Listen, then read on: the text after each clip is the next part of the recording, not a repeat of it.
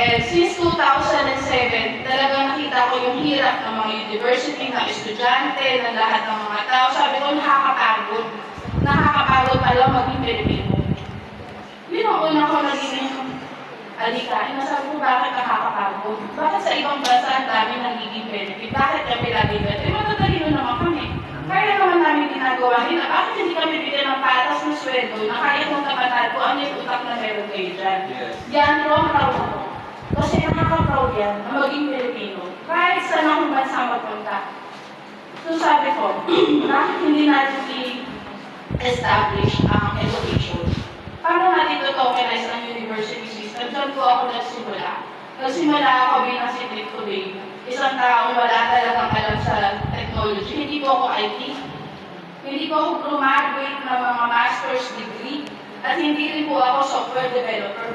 2015, umiiyak pa ako para lang maintindihan ang HTML.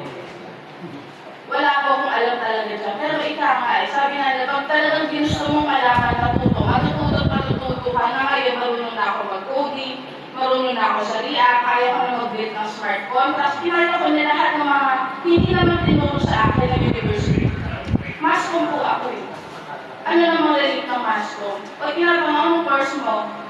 That's my course is Mascom. How come you know IT? So, why you cannot learn?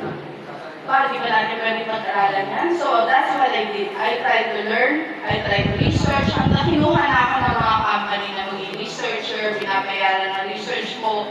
I have written several white papers, executive summaries, business class from top business companies, and they are paying me right now, let's say minimum $20,000 just for 1 month advisory fee.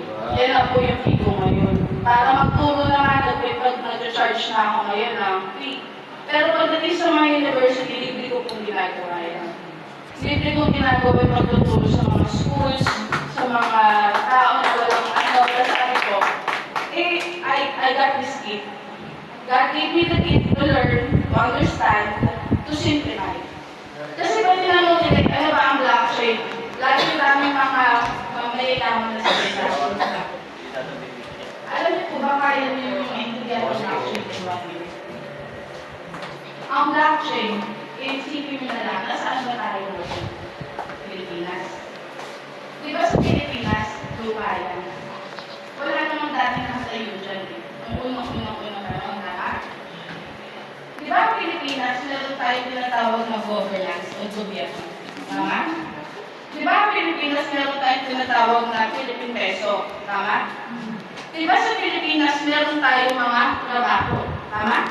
Tama? Meron tayong mga mamayan. Tama? At ang mga tao sa mamamayan, sila ang nagbubuo ng ekonomiya. Tama? Sila ang nagtatrabaho para sa ekonomiya. Tama? Sila ang nagbabayad ng buwis para sa ekonomiya. Tama? Ganun din po ang blockchain. Ang blockchain, considered as a country. Pag walang mamamayan sa blockchain, walang gumagamit ng teknolohiya, walang silbi